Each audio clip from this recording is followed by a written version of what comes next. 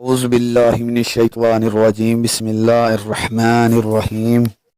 دوستو، میری بہنوں اور میرے بھائیوں، آج ہم بات کرنے والے ہیں خارش کے حوالے سے۔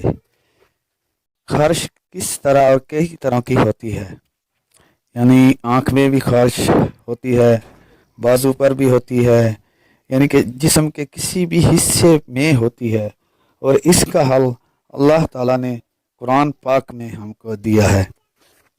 حالانکہ ہم کئی طرح کے ڈاکٹروں کے پاس، حکیموں کے پاس بھی جاتے ہیں اور ہماری خارش کا مسئلہ حل نہیں ہوتا۔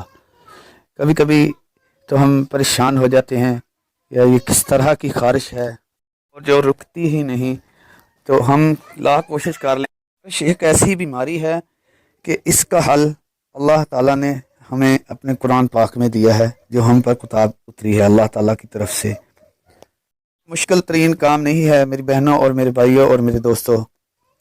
ہم اگر نماز پڑھتے ہیں، نماز پڑھ کے اگر ہم کوئی بھی دعا کرتے ہیں نا، تو انشاءاللہ وہ بھی قبول ہوتی ہے، لیکن یقین اور ایمان پر ہی سب کچھ ہے۔ نیت پر مراد ہوتی ہے، اور نیت سے ہی پھل ملتا ہے۔ میٹھا پھل بھی نیت سے ملتا ہے، اور کڑوا پھل بھی نیت سے ہی ملتا ہے۔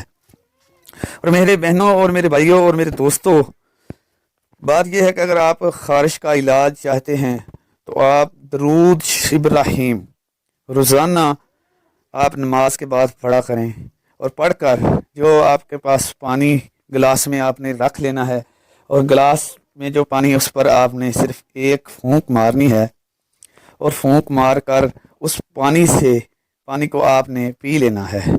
تو دوستو، خارش کا حل آپ کا انشاءاللہ ختم ہو جائے گی، کیونکہ اللہ تعالیٰ کے کلام میں اتنی طاقت ہے کہ آپ سوچ بھی نہیں سکتے۔ اللہ کا حکم اگر نہ ہو تو ایک پتا بھی نہیں ہل سکتا زمین پر، جو درخت کے ساتھ لگا ہوتا ہے۔ تو تم کیا چیز ہو اور میں کیا چیز ہوں؟ یہ اللہ تعالیٰ نے ہمیں جو حل دکھائے ہیں، دنیا میں بتائے ہیں، ہمیں اس پر چل کر انشاءاللہ ہر چیز کا حل ہے۔ پہلے آپ دیکھیں، پہلے جو لوگ دنیا میں رہتے تھے، کیا ان کے پاس ڈاکٹر تھے، میڈیسن تھے؟ کچھ بھی نہیں تھا، لیکن وہ بھی سب اس کا حل قرآن پاک سے وہ لوگ لیتے تھے۔ تو دوستو، ہماری ویڈیو اچھی لگی ہو تو ہمارے چینل سبسکرائب کر لیں، لائک کر لیں، تاکہ ہر آنے والی ویڈیوز آپ تک پہنچتی رہے۔ ایک بار پھر آپ کو بتا دوں، درود شریف درود ابراہیم آپ نے نماز کے بعد پڑھنا ہے، اور 101 بار پڑھنا ہے۔ پڑھنے کے ساتھ پانی پر دم کر کے آپ نے وہ پانی پی لینا ہے۔ اللہ حافظ۔